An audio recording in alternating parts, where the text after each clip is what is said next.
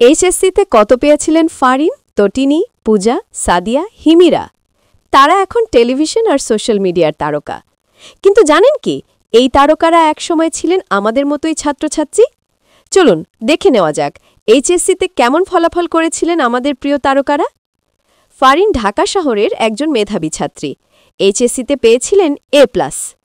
নাটকে যেমন অভিনয় সেরা, ঠিক তেমনি ফলাফলেও ছিলেন দুর্দান্ত। তিনি পেয়েছিলেন এ। পূজা ছোটবেলা থেকেই নাচ অভিনয়ে ব্যস্ত, তবুও পরীক্ষায় করেছেন দারুণ পারফর্ম, পেয়েছিলেন এ+।